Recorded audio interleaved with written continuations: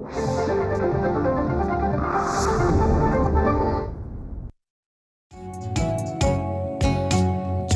ग्राहक जागो, जागो जागो जागो, झाली नवी पहाट बघा हो. जागो ग्राहक जागो, करताना कुठलीही खरेदी नीट पारखून घ्या हो. जागो. जरी वाटले फसगत झाली सोडून देऊ नका हो. जागो. जाणा आपल्या अधिकारांना, कायद्यातल्या तरतुदींना, बेईमानांना धडा शिकवूया. जागो ग्राहक जागो, जागो ग्राहक जागो.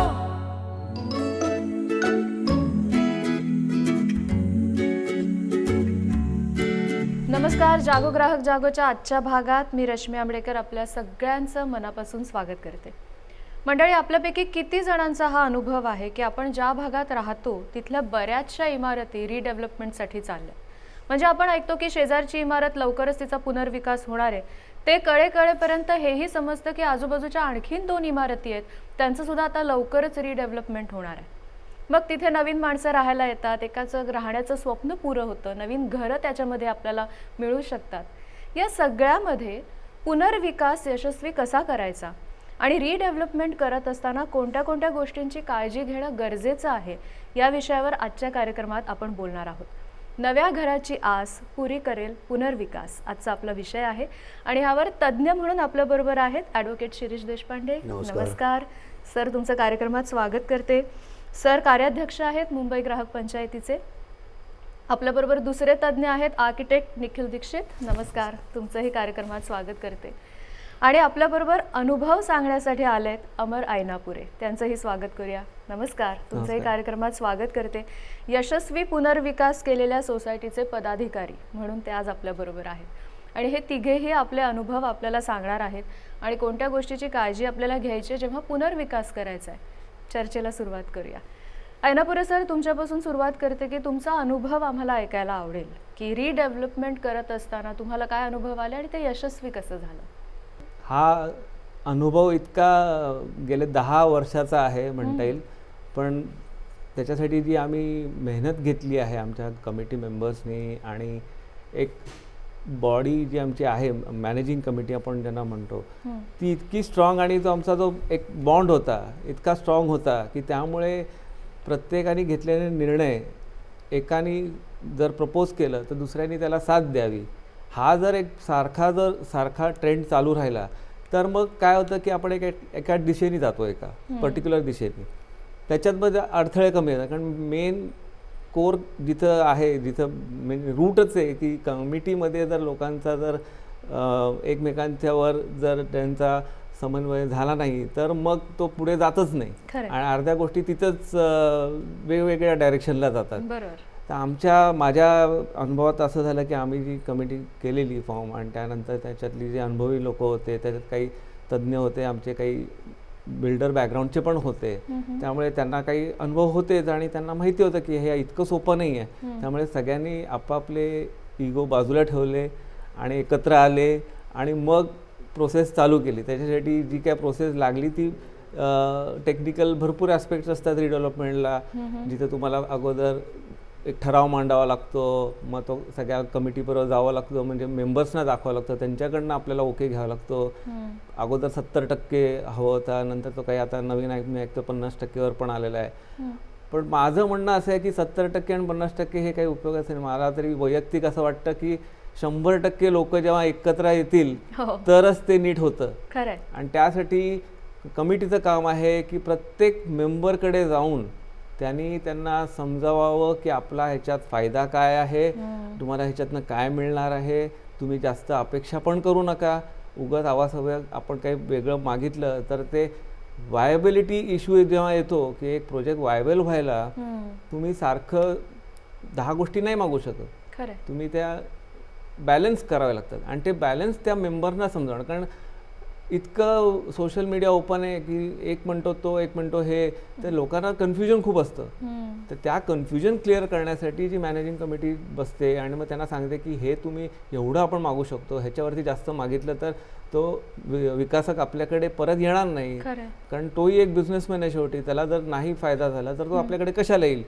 हे जे बॅलन्स करणं आणि समजवणं आणि त्यांचा होकार घेणं, त्यात काही वयस्कर मंडळी असतात सोसायटीमध्ये, त्यांना ह्याचा काही अनुभव नसतो, त्यांच्या काळात एवढं डेव्हलपमेंट झालं नाही, पण त्यांना हे सगळं नीट समजावं, त्यांच्याकडनं त्यांच्या मनात भीती असते. भीती प्रत्येक म्हणजे मी माझं घर सोडलं तर मी काय करू, बरोबर. तर तो मी काय करू या प्रश्नाला खूप महत्त्व आहे ॲक्च्युली. आणि तो त्यांचं आयुष्य त्याच्यात गेलेलं असतं. आमच्या ह्याच्यात तर काही लोक, आमची इतकी जुनी सोसायटी होती की 58 पासून तिथे आहेत. अच्छा. आज 58 पासून ते आज 2023 पर्यंत सगळे राहत आहेत.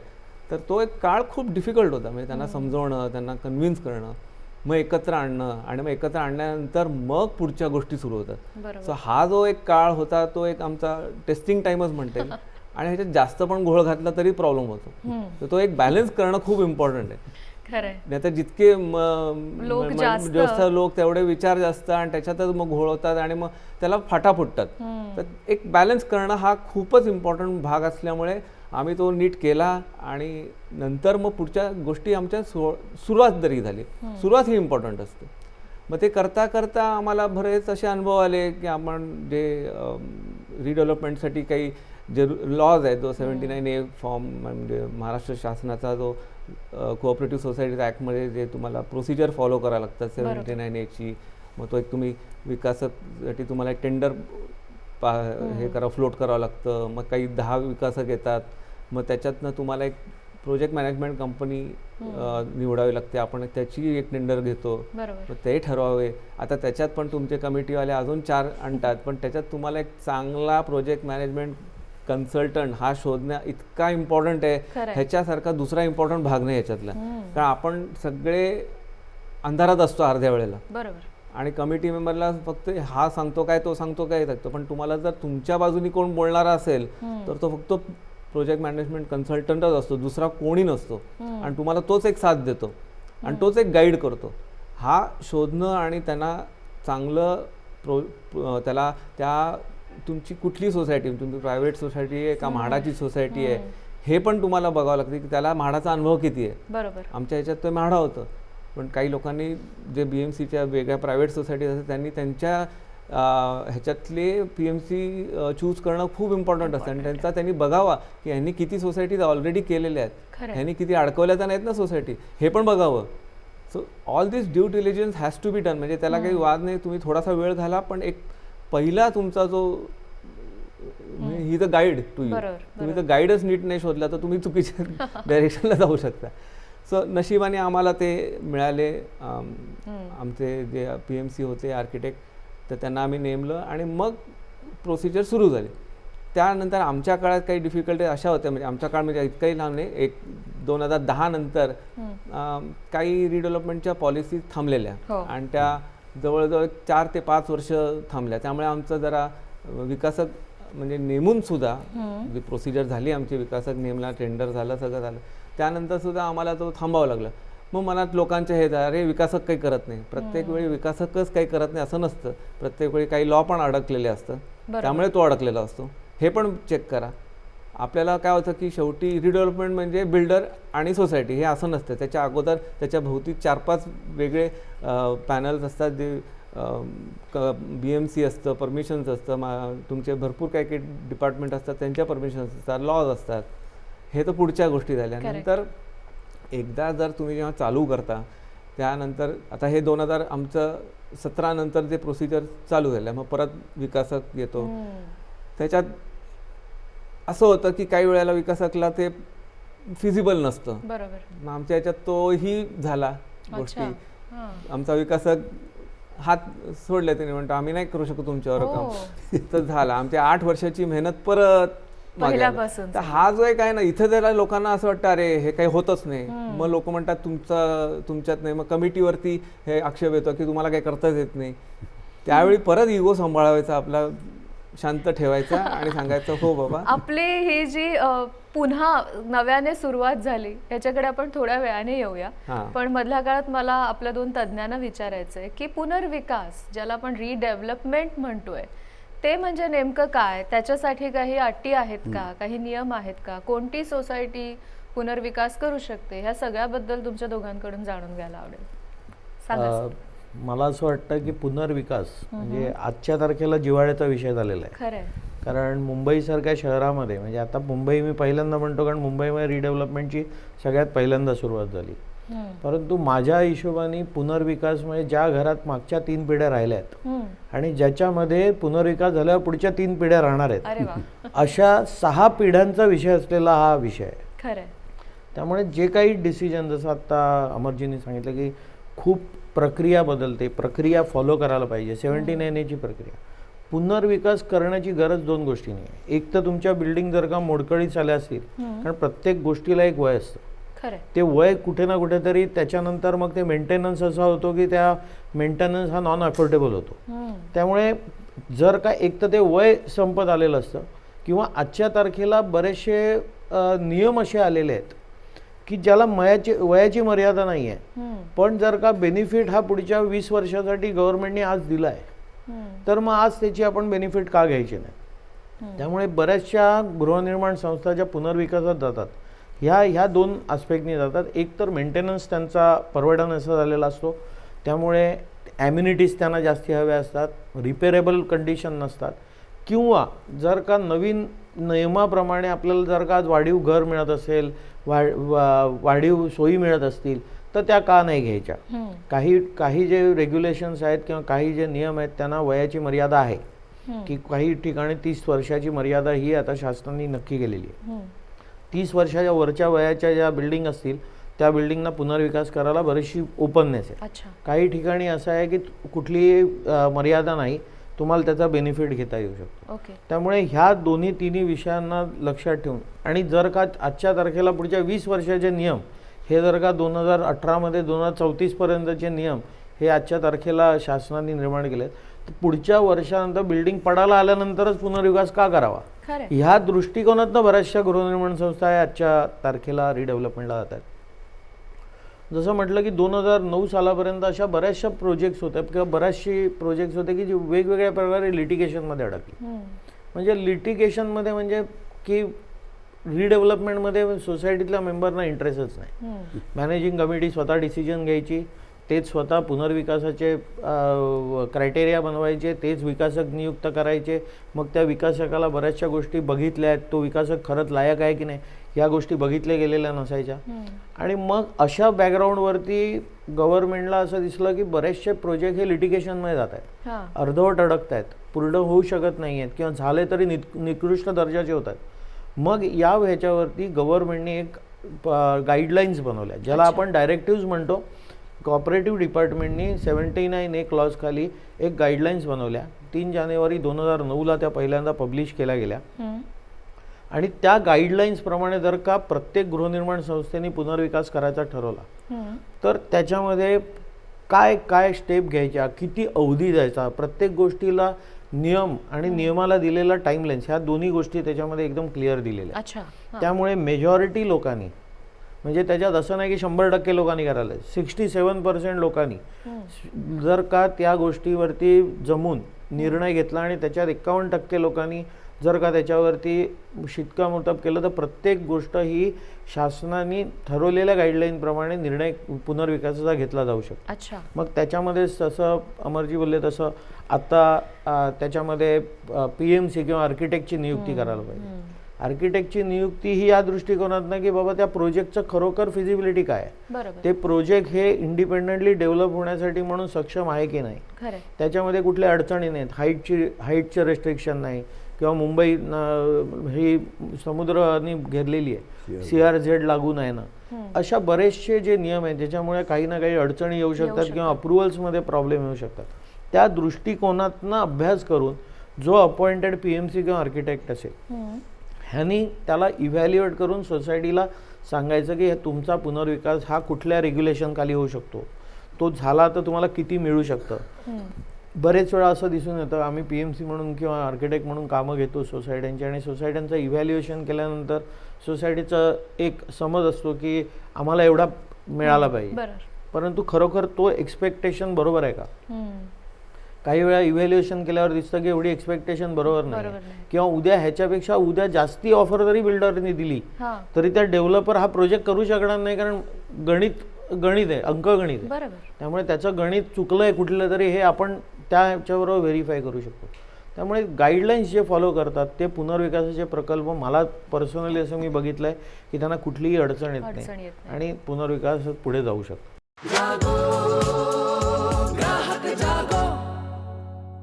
देशपांडे सर, मला असं विचारायचं आहे की समजा सगळ्यांनी ठरवलं की आपल्या इमारतीचा पुनर्विकास करायचा, मग ते जे सदनिका धारक असतात, तिथे राहणारी सगळी जी मंडळी असतात, त्यांनी कोणती काळजी घेणं गरजेचं आहे ह्या सगळ्यामध्ये? त्यांनीच तर सगळी काळजी घेणं सुरुवात त्यांच्यापासूनच होते. आणि त्यांनी काळजी घेणं म्हणजे कसं आहे की स्टार्टपासून मग अशी जसं अमरजींनी सांगितलं तसं की मुळात आपल्याला रिडेव्हलपमेंटला जायचं आहे की नाही ह्याच्यातच बऱ्याच वेळेला एक वाक्यता नसते. तरुण पिढीला जायचं असतं, जुन्या पिढीला जायचं नसतं, इथनं संघर्षाला सुरुवात होते. तर त्यामुळे पुनर्विकासाचे फायदे काय आहेत हे सर्वप्रथम मग असे जसं अमरजींनी सांगितलं तसं आपल्याला ज्येष्ठ नागरिकांना नीट विश्वासात घेऊन सांगावं लागतं. त्याच्यानंतर ह्याच्यामध्ये वाटेत काही धोके आहेत का?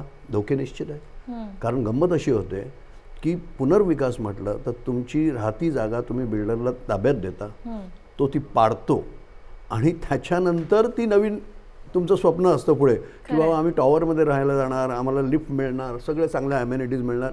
पण मधल्या काळातलं काय? आणि मधल्या काळात बिल्डर गेला पळून तर काय, भाडं थांबलं तर काय? आता ह्या सगळ्या ज्या गोष्टी असतात ह्याची खबरदारी घेणं हे कुठल्याही सोसायटीचं आणि कुठल्याही सदनिका धारकाचं हे कर्तव्य असतं.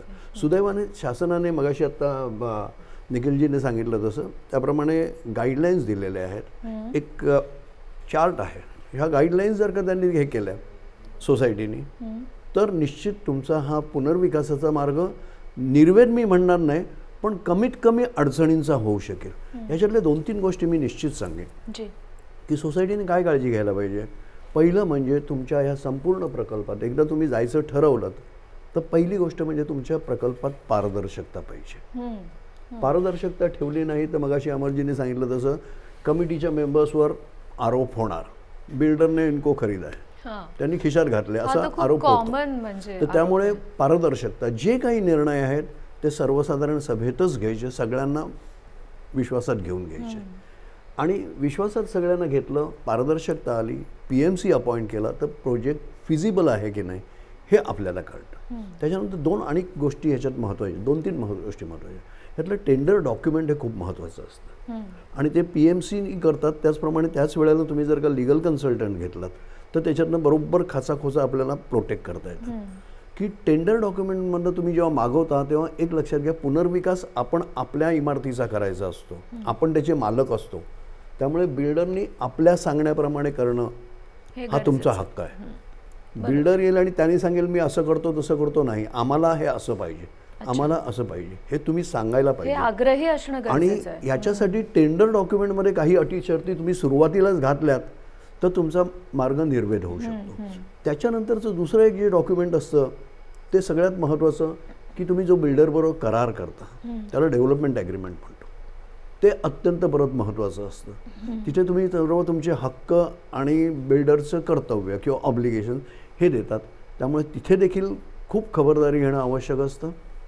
आणि नंतर असतं ते पर्सनल ऑल्टरनेट अकोमोडेशनचं ॲग्रीमेंट, PAAA ज्याला त्याला म्हणतो. ते स्वतःचं इंडिव्हिज्युअल ॲग्रीमेंट असतं, ते बिल्डर, सोसायटी आणि आपण अशा ह्याच्यातनं करतात. ह्या तिन्ही डॉक्युमेंट्सची व्यवस्थित करणं आणि सगळ्यात महत्त्वाचं म्हणजे राहती जागा ही बिल्डरनी पूर्ण सगळ्या आवश्यक त्या परवानग्या आणल्याशिवाय बिल्डरला ताब्यात द्यायचं नाही, हे सगळ्यात खुणगाट बांधायची. नाहीतर एकदा तुम्ही कधी कधी बिल्डर सांगतो ना आता तुम्ही खाली करा, आयोडी येणारच आहे, 2 महिन्यात येते, 3 महिन्यात येते, पण आता पावसाळा आलाय ना त्याच्या आधी तुम्ही खाली करा, आम्ही लोक जातो आणि नंतर पस्तावतो. अशा घटना झालेल्या आहेत. तर त्यामुळे काहीही झालं तरी पहिली एक गोष्ट पुनर्विकासातली की म्हणजे जोपर्यंत ज्याला आपण IOD म्हणतो, इंटिमेशन ऑफ डिसअप्रुव्हल, की जी सुरुवातीची परवानगी असते इमारत बांधण्याची, ती आल्याशिवाय इमारत खाली करायची नाही. कारण एकदा ते झालं की सगळं गेलं. त्याच्यानंतर आणखी एक गोष्ट पुनर्विकासातली मी आवर्जून सांगेन, बँक गॅरंटी घेतल्याशिवाय पुनर्विकासाला जाऊ नका. आणि या 79A मध्ये देखील त्यांनी स्पष्ट म्हटलेलं आहे की बिल्डरनी प्रोजेक्ट कॉस्टच्या 20% एवढी बँक गॅरंटी देणं आवश्यक आहे. ओके. बरेचसे बिल्डर्स त्यांना सोसायट्यांना लुभावतात, नाही त्याच्याऐवजी आम्ही तुम्हाला 1-2 फ्लॅट्स तुमच्या नावावर ठेवून हां, देतो. हां. ते फ्लॅट झालेलेच नसतात, ते हवेत असतात. खरंय. तर त्यामुळे त्याचं काय, माझे उद्या भाडे थांबलं तर काय, त्या बँक गॅरंटीच्या टर्म्स कंडिशन्स काय असतील, मी केव्हा ती बँक गॅरंटी इन्व्होक करू शकेन, हे सगळं माहिती पाहिजे. आणि याच्यासाठी PMC आणि लीगल कन्सल्टंट याची आवश्यकता असते. त्यामुळे बँक गॅरंटी, तुमचं ॲग्रीमेंट, ह्या सगळ्या गोष्टींची योग्य खबरदारी घेतलीत तर पुनर्विकास हे निश्चितच चांगलं आहे. कारण त्याच्यातनं तुम्हाला कसं होतं की तुम्हाला वाढीव जागा मिळते, बरोबर. नवीन नवीन ॲम्युनिटीज, मॉडर्न ॲम्युनिटीज मिळतात आणि संबंध बिल्डिंगचं आयुष्य, मग अशी निखिलजीने सांगितलं की पुढच्या 3 पिढ्या तुमच्या राहू शकतील त्याच्यात. तर हे सगळं तुम्हाला येऊ शकतं. पण त्याच्यासाठी काळजी, खबरदारी आणि विश्वास. तुम्ही जर का अविश्वासाने काम केलं की अरे हा नाही हे असं आहे, तर काही होणार नाही. खरंय खरंय. परवानग्यांबद्दल सरांनी आता सांगितलं, कोणत्या कोणत्या असतात त्या परवानगी घ्यावी लागते? परवानग्या कुठल्या तर खूप असतात, अशा सगळ्या सांगणं शक्य नाही.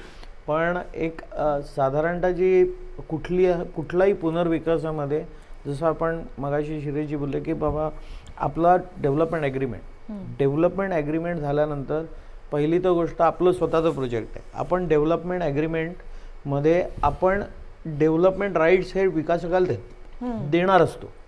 म्हणजे आपण ओनर आहोत आणि आपण विकासकाला लिमिटेड राईट्स देतोय. बरोबर. त्यामुळे बऱ्याचशा गोष्टी आपल्या असतात. तसं पहिली गोष्ट म्हणजे आपल्याला हवे असलेले जे नकाशे आहेत, आपली नवीन घरं कुठे मिळणार आहेत, कशी मिळणार आहेत, त्याच्यावर आपला से असला पाहिजे. से त्याच्याप्रमाणे जे झालेले फायनल प्लान्स असतात ते पहिल्यांदा महानगरपालिका, जर का महानगर प्रायव्हेट प्लॉट असेल, सोसायटीच्या नावावरचा प्लॉट असेल, कन्व्हेन्स सोसायटीवर असेल तर त्याला महानगरपालिकेमध्ये अप्रुव्हल होतं. जर का तो कलेक्टरच्या लीज दिलेला प्लॉट असेल तरी तो महानगरपालिकेकडे अप्रुव्हल होतो. तो म्हाडानी लीज दिलेला प्लॉट असेल तर म्हाडाकडे त्याचं अप्रुव्हल होतं. त्यामुळे प्रत्येक ठिकाणी जी वेगवेगळी गोष्ट असते. काही ठिकाणी प्रायव्हेट प्लॉटमध्ये जर का 3311, हल्ली नवीन खूप फॅड आहे ह्या गोष्टीचं, जी मुंबईमध्ये नॉर्मल DCR म्हणजे काय, तर DCBR रेग्युलेशन्स आल्यानंतर की मेजरली रोड विड्थ प्रमाणे TDR मिळणार आणि तेवढं तुमच्या बिल्डिंगचं पोटेन्शियल असणार. पण पोटेन्शियल म्हटलं तर पुनर्विकासामध्ये मला सगळ्यात जास्ती पाहिजे आणि मला अजून मिळण्यासाठी काय होऊ शकतं, तर मुंबईमध्ये FSI वाढून मिळत असेल, जर का मिळणारा FSI हा आजच्या तारखेला 2.5 म्हणजे 3.375ला वाढून जर का 5.4 असेल, तर तो 5.4 होताना जर का मला त्याचा बेनिफिट जास्ती मिळत असेल तर मग आपण त्या ॲडिशनल घेऊ. मग अशा प्रायव्हेट केसेस सुद्धा SRAच्या प्लॅनिंग अथॉरिटीमध्ये जातात. त्यामुळे हे वेगळे वेगळे नियम आहेत. परंतु साधारणतः प्लॅनिंग अथॉरिटी, कुठलीही प्लॅनिंग अथॉरिटी असेल त्याच्यामध्ये सगळ्यात पहिल्यांदा कन्सेशन म्हणजे त्यांची जी हायर अथॉरिटी आहे, म्हणजे म्युन्सिपाल्टीमध्ये म्युन्सिपल कमिशनर, म्हाडामध्ये CEO किंवा VP म्हाडा, SRAमध्ये असेल तर CEO SRA, ह्या ज्या सगळ्या हायर अथॉरिटीज आहेत त्यांच्याकडून जे पण डिस्क्रिशनल अप्रुव्हल्स असतात, म्हणजे जी नॉर्मली डिस्क्रिशनमध्ये असतात किंवा जी कन्सेशन्स अप्रूव्ह करून मिळतात आपल्याला, ती जोपर्यंत अप्रूव्ह होत नाहीत तोपर्यंत पहिली गोष्ट एंटायर प्लॅन अप्रूव्ह झाला असं मानण्यात जातं. बरेच वेळा ही अप्रुव्हल जी असतात ह्या अप्रुव्हलला पण काही गोष्टी सब्जेक्टिव्ह असतात. म्हणजे ज्याच्यामध्ये तुम्हाला एव्हिएशनची हाईट, जर का तुम्ही आजच्या तारखेला सिव्हिल एव्हिएशननी महाराष्ट्र स्टेटनी तुम्हाला 60 मीटरची हाईट दिलेली आहे, तर त्याच्यामध्ये प्रोव्हिजन आहे की तुम्ही दिल्लीला अपीलमध्ये जा आणि ती 60 मीटरची हाईट तुम्हाला जर का 80 मिळणं शक्य आहे का, 100 मिळणं शक्य आहे का, यासाठी म्हणून तुम्ही प्रयत्न करा. कधी कधी असं होतं की ही जी हाईट आहे शेवटी एंटायर कन्सेशन अप्रूव्ह झालं म्हणजे 100 माळ्याची बिल्डिंग अप्रूव्ह होत नाही, सब्जेक्ट टू मिळणारी हाईट ह्याच्यावरती येतं. म्हणून ती बघणं गरजेचं आहे की बाबा ती मिळाली आहे की नाही. नाहीतर उद्या बिल्डिंग आपण पाडून टाकायचो, 70 मीटरची बिल्डिंगची कन्सेशन अप्रूव्ह व्हायची, 60 मीटरला बिल्डिंग अडकायची आणि 10 मीटरसाठी म्हणून ते बिल्डिंगचं प्रपोजल वायबल नाही म्हणून पुनर्विकासामध्ये बिल्डर मध्ये अडकायचा. त्यामुळे अशा प्रकारच्या बऱ्याचशा सब्जेक्ट टू ज्या गोष्टी आहेत त्या मिळाल्यात की नाही कन्फर्म करायला पाहिजे. आणि त्याच्यानंतर IOD म्हणजे इंटिमेशन ऑफ डिसअप्रुव्हल ज्याला म्हणतात, हा कॉर्पोरेशनचा टर्मिनॉलॉजी आहे. म्हाडा आणि SRA मधून मिळणारी टर्मिनॉलॉजी इंटिमेशन ऑफ अप्रुव्हल अशी आहे. हां, त्यामुळे ज्या वेळेला हे मिळतं ह्याचा अर्थ तुमचा प्लॅन पास झाला. हा प्लॅन पास झाल्यानंतर जोपर्यंत तुमची इमारत रिकामी करून पाडत नाही तोपर्यंत तुम्हाला कमेन्समेंट सर्टिफिकेट किंवा तुम्हाला बांधायची परवानगी मिळत नाही. बरोबर. त्यामुळे पहिली गोष्ट सोसायट्यांनी पहिलं आणि मेंबर्सनी हे कन्फर्म करायला पाहिजे की जोपर्यंत तुम्हाला ह्या सर्व परवानग्या मिळाल्या नाही, ज्याच्यावरती ही अख्खी बिल्डिंग डिपेंडंट आहे बरोबर. की एन्व्हायरमेंट क्लिअरन्स पाहिजे. आजच्या तारखेला एन्व्हायरमेंट क्लिअरन्स ही सगळ्यात टीडियस गोष्ट ऑल ओव्हर इंडिया आहे. बर. कारण का आता एन्व्हायरमेंटच्या कंडिशन्स फुलफिल करून त्यांच्या कमिट्यांच्या मीटिंग लागून त्या मीटिंग अप्रुव्हल मिळाल्यानंतर तुम्हाला CC मिळते. हो. त्यामुळे बऱ्याच ठिकाणी असं दिसतं की IOD मिळाली, बिल्डिंग रिकामी केली, बिल्डिंग रिकामी करून बिल्डिंग पाडली पण त्यांनी, आणि आता CC मिळत नाही. 4 महिने थांबलोय, 3 महिने थांबलोय, 6 महिने थांबलोय. का तर एन्व्हायरमेंट क्लिअरन्स आलं नाही, त्याची मीटिंग अजून लागायची. त्यामुळे ह्याही गोष्टी फार गरजेच्या गोष्टी आहेत की त्याच्यासाठी म्हणून जी रिप्रेझेंटेशन आहे, त्याच्यासाठी जी मीटिंग आहे, ही जी काही गोष्ट आपण बिल्डिंग पाडायच्या आधी ज्या करू शकतो त्या गोष्टी केल्यात की नाही. आणि ह्या सगळ्या गोष्टी मला असं वाटतं की जर का प्रोफेशनली अपॉइंटेड एक प्रोजेक्ट मॅनेजमेंट कन्सल्टंट किंवा आर्किटेक्ट हा जर का सोसायटीने आपल्या बोर्डवर घेतलेला आहे, तर ही त्याची प्रोफेशनल आणि मॉरल रिस्पॉन्सिबिलिटी आहे की ह्या गोष्टी बघितल्याशिवाय त्यांनी सोसायटीला सांगू नये की बिल्डिंग रिकामी करा किंवा पाडा. कारण व्हेरियस गोष्टींमुळे प्रोजेक्ट काही कारणाने डिले होऊ शकतो. म्हणजे कोविड हे तर आपल्यासमोरचं जबरदस्त उदाहरण आहे. परंतु जसं अमरजी मगाशी बोलले त्यावेळेला इट इज अ प्रॅक्टिकली, ही खरोखर प्रॅक्टिकली आम्ही बघितलेली आमच्या प्रोफेशनमध्ये हे आहे की 2011, 2012 ते 17 5 वर्ष नवीन DP बनत होता आणि जुना DP होता, आणि नवीन DP मध्ये येणाऱ्या ज्या गोष्टी होत्या स्ट्रिंजन्सी आली होती. त्यामुळे कुठल्याही प्रपोजलमध्ये अप्रुव्हल मिळत नव्हती. जी अप्रुव्हल पूर्वीची होती त्या अप्रुव्हलला ॲडिशनल अप्रुव्हल मिळत होती. त्यामुळे 5 वर्ष आम्ही प्रॅक्टिकली बघितलं की 2017पर्यंत नवीन रेग्युलेशन जोपर्यंत आले नाही तोपर्यंत ही सगळी प्रक्रिया ही थांबलेली आम्ही आमच्या डोळ्यांनी बघितली. त्यामुळे ज्या लोकांनी प्रोजेक्ट सुरू केली होती, पण आता जसं अमरजी बोलले की बिल्डिंग चालू पाडायला दिली नव्हती, अप्रुव्हल झाल्यामुळे पुढे गेलेलं नव्हतं, त्यामुळे ते 5 वर्ष थांबू शकले. परंतु 5 वर्षानंतर त्यांच्याकडची परिस्थिती अशी होती की 10 वर्षापूर्वीचा जो बिल्डर होता त्यांनी हात वर केले होते. त्यामुळे प्रक्रिया परत त्यांनी चालू केली आणि नवीन विकासक नियुक्त केला आणि मग पुढे गेले ते. त्यामुळे त्यांचा अनुभव मगाचा जो होता की नवीन विकासक, तो आपण ऐकूया या निमित्ताने की पुढे कसं काय. तो काळ इतका विचित्र काळ म्हणतात, म्हणजे सगळ्यांना असं की अरे काय चाललंय. प्रत्येक मेंबर आपण, म्हणजे मला तर बिल्डिंग मधनं वरती चढायची आणि उतरायची भीती की कुठली आजी अमर कधी होणार आहे, काय होणार आहे बाबा. तर प्रत्येक म्हणजे मी कधी कधी इकडनं जायचं, कारण प्रत्येकाला समजवणं आणि असं भर रस्त्यात उभं राहून समजवणं हा एक मोठा टीडियस जॉब होऊन जातो. पण ठीक आहे, आम्ही आता त्याला ठरवलंच आहे की करायचं आहे. तर सारखा आमचे जे कन्सल्टंट निखिलजी होते त्यांना सारखं फॉलोअप घेऊन, आणि एक मी बघितलं की ज्या आपला कन्सल्टंटचे जर माहितीदार असेल आणि त्याला जर सगळे कनेक्ट असतील प्रॉपरली, तरच तुम्हाला फ्रॉम द हॉर्सेस माउथ माहिती येते. तुम्ही नुसत्या एकाच्या सांगण्यावरनं ह्याच्या सांगण्यावरनं जर गेलात तर ते कधीही तुम्हाला दिशाभूलच करणारं ठरेल. तर आमच्या वेळी ही जी पॉलिसी येत होती, येणार आहे, हेच आम्ही ऐकतोय. आणि 17 नंतर जी आली त्यानंतर मग परत वायबिलिटी रिपोर्ट, मग परत TMC कडे जा, तो जो प्रकार केलेला तो परत. आणि त्यानंतर तुम्हाला हेही माहिती आहे की सारखं प्रत्येकाची वायबिलिटीमध्ये कन्स्ट्रक्शन कॉस्ट ही सारखी वाढत जाते. त्यामुळे तिथे 20 ते 25% आम्ही ऐकलं वाढलेली. त्यामुळे परत वायबिलिटी कमी झाली. म्हणजे लोकांना परत भीती की अरे जे मिळतंय ते तरी मिळणार आहे की नाही. मग ही सारखी त्यांना म्हणजे ऑलवेज ब्रिजिंग अ गॅप की बाबा तू हे म्हणतोय पण बिल्डर तो हे म्हणतोय, तुम्ही X मागताय, बिल्डर म्हणतो मी -X देणार. तर हे सारखं ब्रिज करणं is a very difficult job. Development agreement इतकं आम्ही स्ट्रॉंग केलेलं की आमचा विकासात शेवटी कंटाळला की अरे आता अजून किती पानं वाढवायची ते. म्हणलं तुम्ही सगळं ठेवा, आम्हाला जे कन्सल्टंटनी सांगितलं ते आम्ही म्हणणार, आम्ही तसंच वागणार. त्यांचे मग नंतर काय आलं की आम्ही अजून एक मार्ग काढला. विकासकचा ॲडव्होकेट आणि आमचा ॲडव्होकेट. त्या ॲडव्होकेटला तर लिटरली आम्ही सांगितलं बघा तुम्हाला जेवढं स्ट्रिंजंट करायचं एवढं तुम्ही करू नका. म्हणजे आपली ही सोसायटी सगळे वयस्कर लोक आहेत, त्यांना तुम्ही एवढा ट्रॅप नका करू. बरोबर आहे. हे स्पष्ट शब्दात आम्ही जेव्हा त्यांना सांगितलं तेव्हा त्यांनाही कळलं की हे जर दोघांना विन विन सिच्युएशन करायचं असेल तर सारखं म्हणजे तो त्याच्या बिल्डरच्या साईडनी सगळं त्याच्याच फायदेशीर बोलणार, पण मग आमचा पण फायदा. सो बॅलन्स करणं हा त्याच्यामध्ये आम्ही कमिटी आणि खूप मोठं हे केलं की त्या विकासकाच्या ॲडव्होकेटशी पण आम्ही बोलून ते सॉर्ट आउट केलं, कारण त्या दोन ॲडव्होकेटमध्ये पण एक friction असतं. आणि खऱ्या अर्थाने तुम्ही म्हणता ना बॅलन्सिंग आहे की खरोखर तारेवरची कसरत असते. तुम्हाला दोन्ही बाजूचा समतोल साधणं आवश्यक आहे. कारण एकतर ॲडव्होकेटला अपॉइंटमेंट मिळणं कठीण असतं, ते इतके बिझी असतात. मग दोन ॲडव्होकेटला एकत्र आणणं आणि त्यात बिल्डर आणि आम्ही एकत्र येणं, तर आम्ही तर यायचो, बिल्डरही यायचा, पण हे बरोबर. कारण बिल्डर म्हणतो माझा ॲडव्होकेट जोपर्यंत ओके नाही म्हणत तोपर्यंत मी पुढे जाणार नाही. तोही बरोबर आहे, तो बिझनेसमॅन आहे, त्याला पण लॉ प्रत्येक वेळी कळतो असं नाही, कळतो पण कधी कधी तो दाखवतो मला कळत नाही, त्यामुळे तो सगळं ॲडव्होकेटवर सोडतो. सो हे जे सगळं गणित आहे, बघणं आहे आणि वॉचफुल असणं, त्या ह्याच्यात आमचं ते झालं.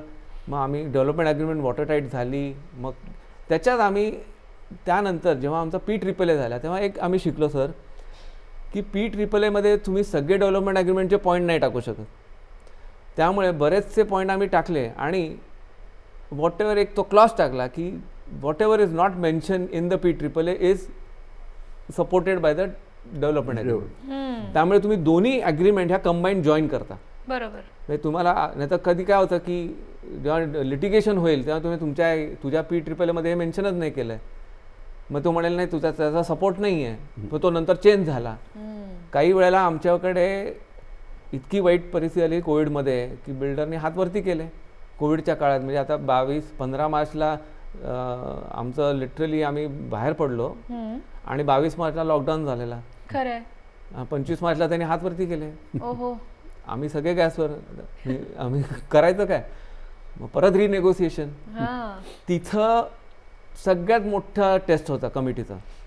त्यांना मग भरपूर आरोप, म्हणजे तुम्ही बिल्डरच्याच बाबतीने बोलताय. म्हणलं बाबा तुम्ही आज घर सोडून आहात, तुम्ही जर हे असं करत बसला ते हातच जायचं आणि काहीच मिळायचं नाही. अजून डिले होत राहील त्याला. आणि जो काय डेल्टा आहे म्हणजे कोविडमध्ये कोणालाच माहित नव्हतं की किती नुकसान होणार आहे, आणि तो प्रचंड नुकसान झालं सगळ्यांचं. पण तो बॅलन्सिंग ॲक्ट तिथे आम्ही केलं की नाही बाबा आपल्याला ते थोडंसं सोडावंच लागेल. त्यामुळे ते सोडलं म्हणून आम्ही आज पुढे वरती तरी आलो. ज्यांनी नाही सोडले तो बिल्डरही गेला सोडून आणि नवीन बिल्डर आला, त्यांनी त्याच्यात 40-50% कमी ऑफर केलं.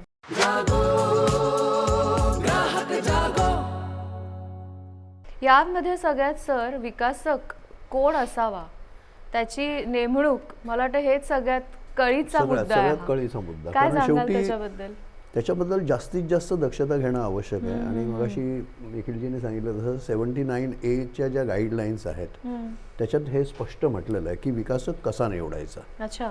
हो. आणि विकासक निवडताना तुम्हाला रजिस्ट्रारच्या ऑफिसमधनं त्यांचा एक प्राधिकृत अधिकारी ती जनरल बॉडी वॉच करण्यासाठी असतो. अच्छा. त्याचं व्हिडिओ शूटिंग करणं आवश्यक आहे. ओहो. त्यातलं मतदान होतं जे बिल्डरच्या नावाने ते व्यवस्थित होतं की नाही, ट्रान्सपरंट पद्धतीने पारदर्शक पद्धतीने होतं की नाही, हे बघण्याची जबाबदारी रजिस्ट्रारच्या अधिकाऱ्यावर असते. आणि त्याचबरोबर सोसायटीने काय करायला पाहिजे की ज्या वेळेला तुमच्याकडे टेंडर्स आलेत किंवा 5-10 टेंडर्स आहेत, 5-10 बिल्डर्सनी केलं आहे, कधी कधी 4-5च असतात, जे कोण असतील ते त्यांची पूर्व हिस्ट्री की यांचं काय काय आहे, यांचा ट्रॅक रेकॉर्ड कसा आहे, यांची फिनान्शियल पोझिशन कशी आहे, हे बघणं आवश्यक आहे. बरोबर. आता सुदैवाने आपल्याकडे आज महाराष्ट्रात रेरा कायदा पण आलेला आहे. त्यामुळे हा सगळा प्रोजेक्ट तुम्हाला रेरामध्ये रजिस्टर करावा लागतो. त्यामुळे एक थोडंसं सेफ्टी क्लॉज आहे तुम्हाला. पण त्याचबरोबर आज त्याच बिल्डर्सची तुम्हाला सगळी कुंडली महारेराच्या वेबसाईटवर मिळू शकते. तर त्यामुळे समजा जर का 4 बिल्डर्स आहेत रेसमध्ये, तर ह्या 4ही यांची कुंडली तुम्ही महारेराच्या वेबसाईटवर जाऊन बघू शकताल की यांनी प्रोजेक्ट्स किती कंप्लीट केलेले आहेत, किती अडकलेले आहेत, किती लिटिगेशनमध्ये आहेत. ही सगळी कुंडली तुम्हाला आज महारेराच्या वेबसाईटवर मिळू शकते. तर त्यामुळे अशा पद्धतीने जर का जागरूकपणे, म्हणजे ज्याला आपण परत ड्यू डिलिजन्स म्हणतो, की सोसायटीनी, सोसायटीच्या कार्यकारिणीने किंवा जिथे बऱ्याच वेळेला रिडेव्हलपमेंट कमिटी म्हणून असते त्यांच्यावर आपण जबाबदारी सोपवतो, त्यांनी PMCची मदत घेऊन, लिगल ॲडव्हायझरची मदत घेऊन ह्या बिल्डरचं नक्की काय पोझिशन आहे मार्केटमधली, की जर का फायनान्शियली बऱ्याच वेळेला गंमत काय होते की काही जे वीक बिल्डर्स असतात ते तुम्हाला जास्ती ऑफर देतात. जे चांगले रेप्युटेड बिल्डर्स आहेत ते बऱ्याच वेळेला तुम्हाला रिझनेबल ऑफर देतात. पण आम्ही हा मोह टाळणं आवश्यक आहे की साधा हिशोब जर का मला की हा बिल्डर मला 35% देतो पण तो 40% देतो आणि तिसरा देतो 45%. एक सर्वसाधारण आपली टेंडन्सी असते 45% देतो, अरे त्यालाच घेऊया. पण त्याची तेवढी कुवत आहे का, बरोबर. तो ते देऊ शकेल का? आज मुंबईतले बरेचसे प्रोजेक्ट्स रखडलेत. त्यातलं एक कारण मी असं सांगू शकतो की सोसायट्यांना हा मोह टाळता आलेला नाही आणि जो जास्तीत जास्त देतो त्याच्याकडे आम्ही गेलो, त्यांची तेवढी कुवत नव्हती आणि त्यामुळे नंतर ते फसले. काही करून प्रोजेक्ट घ्यायचा आणि मग आगे का देखा जाएगा, बरोबर. ही टेंडन्सी होती बिल्डर्सची. आणि आज आज किती मला वाटतं 5 ते 6 हजाराहून प्रोजेक्ट्स रिडेव्हलपमेंटचे अडकलेले आहेत. 8-10 वर्ष अडकलेले आहेत. बिल्डर्सना टर्मिनेट करावं लागलेलं आहे. खरंय. का करावं लागलं आहे? कारण दे कुड नॉट डिलिव्हर. आणि हे सगळं इट बॉईल्स डाऊन टू तुम्ही चुकीचा विकासक नेमलात आणि चुकीचा विकासक निवडलात. चूक कोणाची? आपली. बरं, या सगळ्यामध्ये सर आपल्याला सुद्धा माहीत असतं ना की आपल्या सोसायटीचा एरिया कसा आहे, प्लॉट कसा आहे, आपण इतकी वर्ष राहत असतो, तर ह्या सगळ्या गोष्टींना आपण बळी पडायचे की नाही हे सुद्धा आपण ठरवू शकतो. होतं काय माहिती आहे का, निखिलजींना माहिती आहे की शेजारची बिल्डिंग, अरे उधर इतना मिला, इधर इतना मिला, तर हमको इतना ही क्यों मिल रहा है, आम्हाला एवढंच का मिळतं, म्हणजे हा बिल्डर आम्हाला फसवतोय. बऱ्याच वेळेला काय असतं बिल्डिंगचे, मला वाटतं निखिलजी याच्यावर जास्ती सांगू शकतो. मगाशी तुम्हाला म्हटलं ना की पीएमसी रिपोर्ट आपण ज्याला म्हणतो, पीएमसीचं पहिलं काम आहे की अपॉइंट केल्यानंतर फिजिबिलिटी रिपोर्ट बनवायचा. खरंय. फिजिबिलिटी रिपोर्ट आहे ना, ह्याचं ॲक्च्युली बऱ्याचशा सोसायट्यांना किंवा मेंबर्सचा असाच गैरसमज आहे की पीएमसीने फिजिबिलिटी रिपोर्ट बनवला म्हणजे ती बिल्डरने दिलेली ऑफर आहे. काय होतं की ज्यावेळेला मी पीएमसी रिपोर्ट बनवला आहे, तो पीएमसी रिपोर्ट हा आपल्या सोसायटीचं एक हँडबुक म्हणून बनवलं. बरोबर आहे. आणि ज्याला आपण बघू शकतो की कशाच्या पेक्षा जास्ती नाही आणि कशाच्या पेक्षा कमी नाही, ही गोष्ट आपल्याला त्याच्यावरनं इव्हॅल्युएशन करता येत असते. म्हणून तो प्रोजेक्ट रिपोर्ट किंवा फिजिबिलिटी रिपोर्ट बनवलेला असतो. बरेच वेळा असं दिसतं की विकासकांनी दिलेल्या ऑफर्स ह्या जर का खरोखर या प्रकारे केल्या आणि जर का विकासकांनी हा या रेटला सेल करू शकला नाही तर हे प्रोजेक्ट पूर्णच होणार नाही. आणि तो जो अलार्म आहे ना, हा अलार्म हा पीएमसी प्रत्येक वेळा सोसायटीला देतो. बरोबर. प्रॉब्लेम असा असतो की सोसायट्यांच्या कमिट्यांमध्ये बऱ्याच लोकांचा असा दावा असतो की आम्हाला लोकांसमोर हे घेऊन जायचं असेल तर जास्तीची एरिया मिळालेली दाखवावी लागेल, त्यामुळे तुम्ही रेट जास्ती पकडा. दुसरी गोष्ट काय आहे, आज रिसेलची किंमत आहे ना, रिसेलची किंमतीबरोबर लोक सेलची किंमत किंवा मार्केटची किंमत काढतात. दुसरी गोष्ट, एखाद्या कंप्लीट व्हायला आलेल्या इमारतीचा जो रेट असतो, जर का आज एखादा समजा मी अंधेरी पार्ल्यातली गोष्ट केली, त्या अंधेरी पार्ल्यामध्ये जर का एखाद्या गोष्टीचा रेट हा समजा 35,000 रुपयांनी तयार असलेली बिल्डिंग विकत असेल, ह्याचा अर्थ असा असतो की त्यांनी ती बिल्डिंग विकायला 25,000ला सुरू केलेली असते. आज तो 35,000 मध्ये विकतोय, त्याचा अर्थ ॲव्हरेज रेट हा 30,000 रुपये तिकडे असतो. परंतु बरेच वेळा society committee is very stubborn की नाही, आम्हाला तुम्ही म्हणता त्याप्रमाणे 35,000 रुपयांनी फिजिबिलिटी द्या. फिजिबिलिटी 35,000 रुपयांनी दिली का ती ॲक्च्युली ॲव्हरेजली 40,000 रुपयाच्या रेटला विकल्या जाण्याच्या शक्यतेने दिलेली असते. आणि मग पीएमसीने जर का एवढा एरिया लिहून दिलेला आहे तर मग आपल्याला एवढा एरिया का मिळत नाही आहे, मग पीएमसीने रिपोर्ट चुकीचा केला आहे का? त्यामुळे कसं आहे की पीएमसी जे रिपोर्ट्स बनवतात त्या रिपोर्ट्सला थोडंसं तुम्ही त्याला हँडबुक म्हणून वापरा, त्याला तुम्ही ऑफर किंवा मार्केटमध्ये त्याच्याप्रमाणे ऑफर येईल हे न विचार करता तुम्ही करायला पाहिजे असं माझं मत आहे. सर, महारेराबद्दल आता तुम्ही उल्लेख केला, तर हे जे पुनर्विकासाची कामं असतात त्यातले जे जुने रहिवासी येऊन राहतात त्यांच्यासाठी महारेरा उपयोगी आहे का? काय काय परिस्थिती आहे नेमकी? महारेरा सर्वांसाठीच उपयोगी आहे. मुंबई ग्राहक पंचायतीची स्पष्ट भूमिका आहे. कारण जर का हा जर कायदा जर का बघितलात तर कायदा काय आहे, रिअल इस्टेट सेक्टरचं नियमन करणारा तो नियामक म्हणजे महारेरा. बरोबर. तर त्यामुळे त्याच्यात असं तर होणार नाही की जेव्हा पुनर्विकसित बिल्डिंग मी जी बांधली, ज्यात जुने रहिवासी पण आहेत आणि नवीन घर खरेदीदार आहेत, तर त्याच्यातल्या नियामकांनी फक्त तेवढ्या भागाचं बघायचं की ज्यांना घर खरेदी केलेले आणि जुन्या रहिवाशांना वाऱ्यावर सोडायचं. कायदा असं म्हणत नाही. पण दुर्दैवाने काही लोकांच्या मते अजूनही पुनर्विकास हा महारेरामध्ये कायद्यात नाही अच्छा. असं आहे आणि त्यामुळे त्या पद्धतीने कामं चाललेली आहेत. पण मुंबई ग्राहक पंचायतीचं अत्यंत स्पष्ट मत आहे. आज सध्या हायकोर्टात हे मॅटर प्रलंबित आहे. ज्या वेळेला निर्णय येईल त्यावेळेला आपण बघू की पुनर्विकासातल्या जुन्या रहिवाशांना देखील महारेराचं संरक्षण मिळेल. त्याच्यातली दुसरी गोष्ट सांगतो, आज जरी तसं नसलं तरी इनडायरेक्टली तुम्हाला संरक्षण मिळतंय की नाही कसं ते बघा. हां. आता ह्या प्रोजेक्टला पैसा कोण आणतो? डेव्हलपर आणतो. बरोबर. डेव्हलपरला तो प्रोजेक्ट तर रजिस्टर करावा लागतो. तो काय करतो? त्याचे 2 भाग करतो की जुन्या रहिवाशांचा ज्याला आपण रिहॅब म्हणतो तो रजिस्टर करत नाही आणि सेल कॉम्पोनंट तो रजिस्टर करतो. आता सेल कॉम्पोनंटमध्ये घर खरेदीदार पैसे देत असतात बरोबर. ह्या बिल्डरना. पूर्वी काय व्हायचं, बिल्डर्स ते पैसे घ्यायचे आणि दुसऱ्या प्रोजेक्टमध्ये लावायचे आणि त्यामुळे एक एक प्रोजेक्ट डिले होत जायचे. आता महाराष्ट्राचं रिस्ट्रिक्शन असं आहे की त्यात आलेला पैसा हा वेगळ्या अकाउंटमध्ये घालायचा आणि त्याच पैशातनं तुम्ही बिल्डिंग बांधायची. बरोबर. त्यामुळे हा पैसा बाहेर डायव्हर्ट होण्याची शक्यताच नाही. खरं. आता अशाने जर का त्याच ह्याच्यातनं तुम्हालाही घरं मिळणार असतात पुनर्विकसित, हे लक्षात घ्या. हो. बिल्डर कुठल्या पैशातनं देतो तुम्हाला घरं बांधून फुकट? ती घर खरेदीदारांनी आलेल्या पैशातनं देतो. तर त्यामुळे तो पैसा जर का सेफ राहिला, तो कुठे डायव्हर्ट झाला नाही की जो महारेरामुळे होणार नाही आहे की देर इज अ स्ट्रिक्ट, म्हणजे याला एस्क्रो अकाउंट सारखं म्हणतो तसं आहे. पैसे काढायचे असतील तर ते तुम्हाला कामाच्या प्रोग्रेसनुसार असतात. तर अशा दृष्टीने तुमचं फायनान्शियल इंटरेस्ट बऱ्यापैकी प्रोटेक्ट इव्हन अदरवाईज होतो. बरोबर. तर त्यामुळे थोडंसं इनडायरेक्ट संरक्षण आज आहे. काही दिवसांनी तुम्हाला सांगतो की हे सगळं संरक्षण जुन्या रहिवाशांना देखील महारेराचं मिळू शकेल. आज सध्या संदिग्धता आहे. ती संदिग्धता लवकरच न्यायालयाचे निर्णय आल्यानंतर होपफुली ते होतील. पण तोपर्यंत मगाशी मी सांगितलं त्याप्रमाणे सदनिकाधारकांनी, सोसायटींनी ड्यू डिलिजन्स करणं, काळजी घेणं, जास्ती मोहाला बळी न पडणं, अशा ह्याच्यानं केलं तर तुम्ही सुखरूपपणे नदी पार करून नव्या घरात राहायला जाऊ शकता. रेराबद्दल मी थोडंसं बोलेन की रेरा जसं आपण म्हटलं की एक्झिस्टिंग, शेवटी मगाशी मी म्हटलं तसं की आमच्या जागेचे पार्शल राईट्स मी त्याला दिलेले आहेत बिल्डरला. त्या म्हटल्यानंतर डायरेक्टली नाही तरी इनडायरेक्टली प्रमोटर तर आम्हीच आहोत, को प्रमोटर आहोत प्रोजेक्टचे. इनडायरेक्टली आमच्या डेव्हलपमेंट ॲग्रीमेंटनी ती को प्रमोटरवरती कुठलीही लायबिलिटी येणार नाही म्हणून आपण ते प्रमोटरला लायबल केलेलं आहे सगळीकडे डेव्हलपमेंट ॲग्रीमेंट रजिस्टर करून.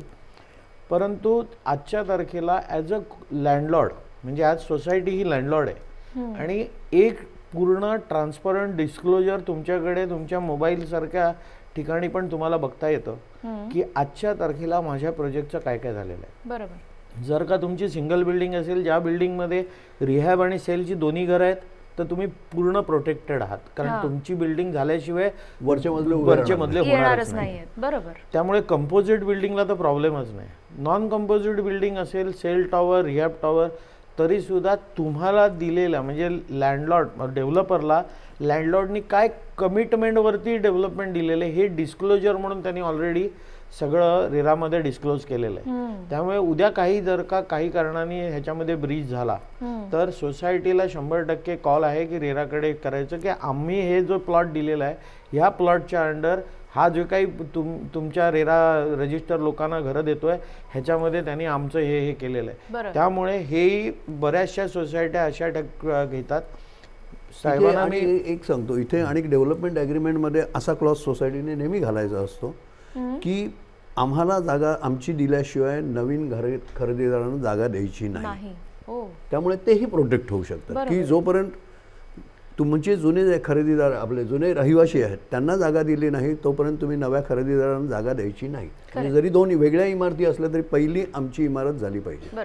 असं देण्यापेक्षा ऑक्युपेशन सर्टिफिकेट आहे ना, ऑक्युपेशन सर्टिफिकेटला कंडिशन टाकली का ऑटोमॅटिकली जोपर्यंत रिहॅब ऑक्युपेशन येत नाही तोपर्यंत सेल ऑक्युपेशन. अशा पद्धतीने ही काळजी घेता येते. खरंय खरंय. एक पॉईंट आमच्या आत्ताचा अनुभवातला सांगतो हा, आणि तो खूप नंतर फायदेशीर ठरला. आपण जेव्हा घर बिल्डर देतो त्या ऑफरमध्ये एक कार पार्क तो देतो. बरोबर. तर तो विकला जात नाही पण तो अलोकेट होतो. तर बऱ्याच ठिकाणी आता जागा नसल्यामुळे पझल पार्किंगचा नवीन कॉन्सेप्ट आला. तर पझल पार्किंगमध्ये तर देर इज नो ॲलोकेशन, ती गाडी फिरत असते, त्यामुळे तुमचं रोटेटिंग पार्किंग असतं. तर त्या क्लॉजमध्ये क्लिअरली मेन्शन करायचे की तुम्ही जुन्या मेंबर्सला एक्झॅक्टली किती नंबर स्लॉट Parking देत आहे देणार आहात. अलॉटमेंट आणि तुमचे जर नवीन मेंबर किती असणार आहेत ते जर टोटल आहेत आणि तेवढ्याची पझल पार्किंगची फॅसिलिटी आहे का नाही आहे, आणि ती जर नसेल तरी ते डेव्हलपमेंट ॲग्रीमेंटच करू नये, अच्छा. ते कोटेशन पण बघावं.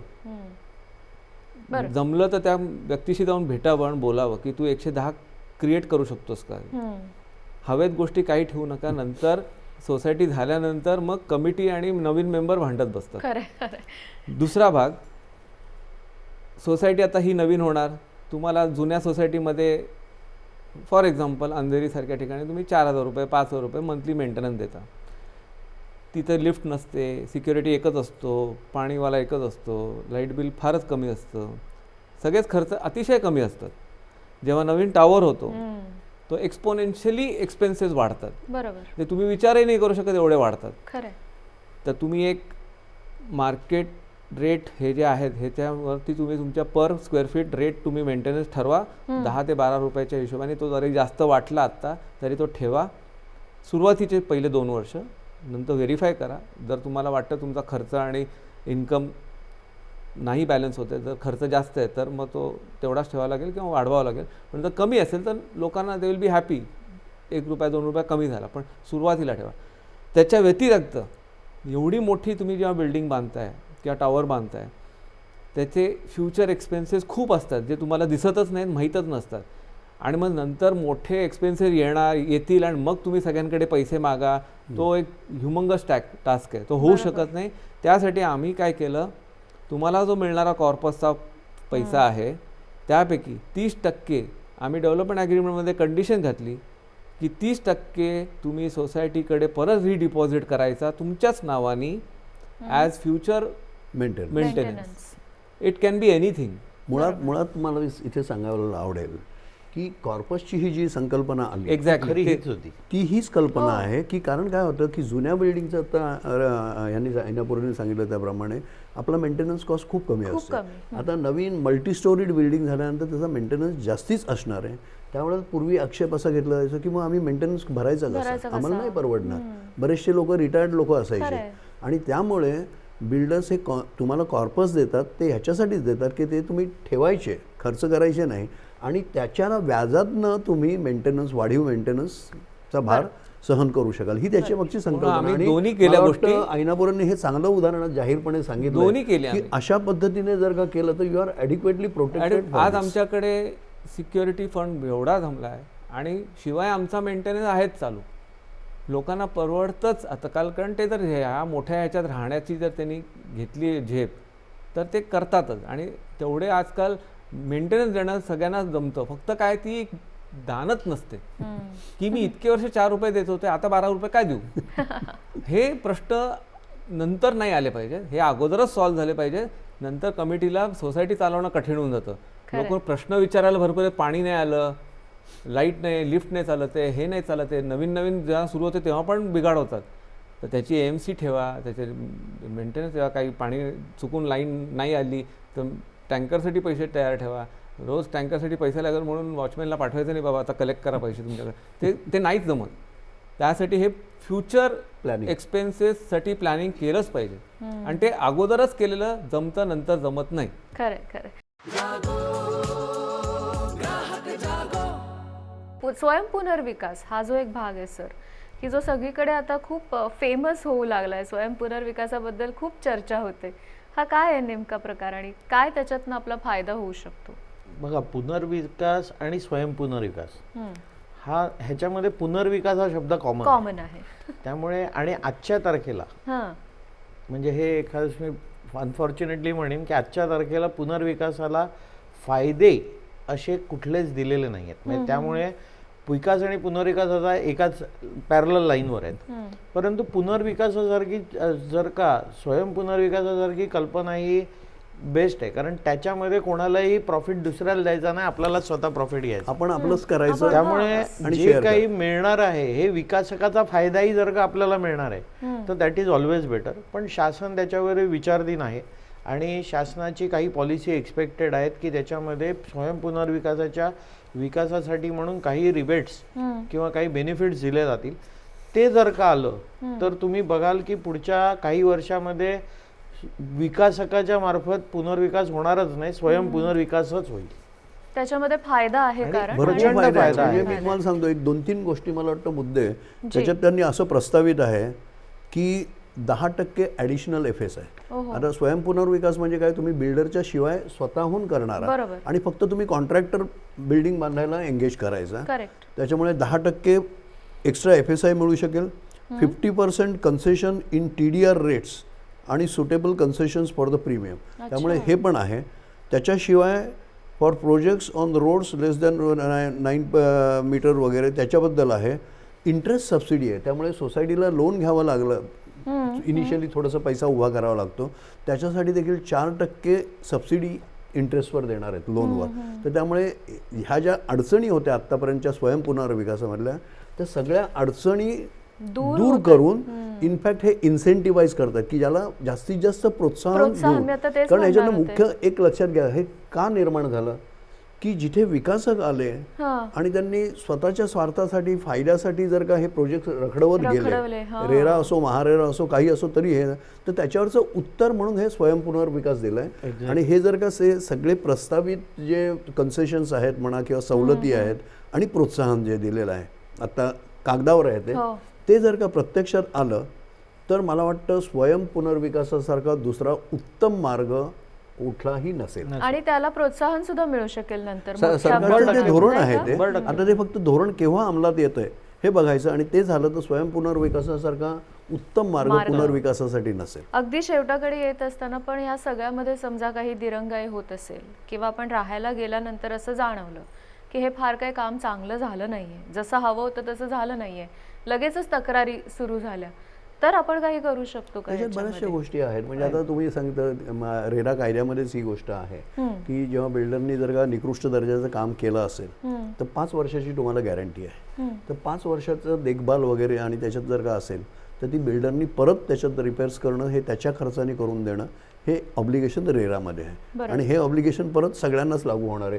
की असं होणार नाही की या इमारतीतला हा फक्त घर खरेदीदार म्हणून आहे आणि जुन्या रहिवाशाला नाही. ते बिल्डरचंच ऑब्लिगेशन असणार आहे आणि that is going to be the part of the development agreement also. जेव्हा डेव्हलपमेंट ॲग्रीमेंट केलं त्यावेळेला त्यामुळे जुन्या रहिवाशांना देखील हे संरक्षण मिळणार आहे.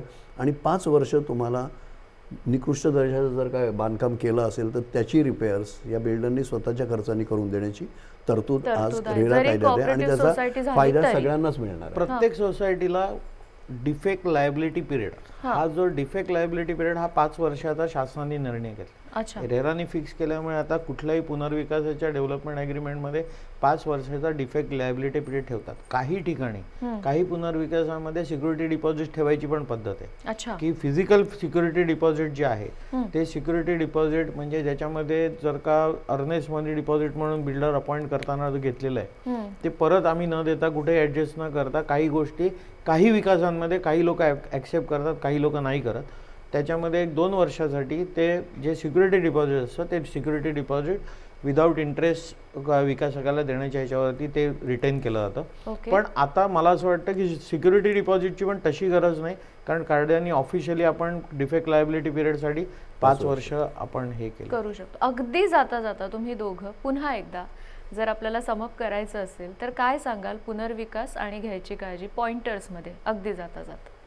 सर 2 शब्दात सांगायचं झालं तर जसं मगाशी आपण चर्चा केली की 79A ची प्रोसिजर एव्हरीबडी शुड फॉलो. दुसरी गोष्ट डेव्हलपमेंट ॲग्रीमेंट सगळ्या गोष्टी बघितल्याशिवाय करू नका. प्रॉपर सगळी अप्रुव्हल्स येईपर्यंत बिल्डिंग विकासकाला हँडओव्हर करू नका. आणि तिसरी गोष्ट बिल्डिंग अप्रुव्हल झाली म्हटल्यानंतर PAAA म्हणजे परमनंट अल्टरनेटिव्ह अकोमोडेशन ॲग्रीमेंट हा आपल्या नवीन घराचं टायटल आहे. म्हणजे जसं आपण कोणाकडून कोणाला घर मॉडेज ठेवायचं आहे किंवा विकायचं आहे काही केलं का आपण एक आपलं टायटल विकतो, तर ते टायटल म्हणजे नवीन घराचं PAAA असतं. त्यामुळे जर का PAAA हा जर का तुम्ही विकास बिल्डिंग तोडायच्या आधी केलात तर तो फायद्याचा आहे. बरेच वेळा लोकांना असा प्रश्न असतो की आम्ही बऱ्याच पुनर्विकासात हा विषय बघितलाय की लोक विरोध करतात कारण त्यांचं घर हे मॉडगेज ठेवलेलं असतं आणि मॉडगेज असेल तर आम्हाला ते पैसे परत भरावे लागतील आणि मग आम्हाला विकासात जाता येणार नाही अशी लोकांची शंका असते. पण हा जो PAAA हा P-AAA साईन केल्यानंतर हा त्या बँकेबरोबर रिप्लेस होतो. त्यामुळे ते जे जुनं लोन आहे जुन्या घरावरचं हे नवीन घरावरती ट्रान्सफर होतं ते आपल्याला माहिती असलं पाहिजे. बरोबर.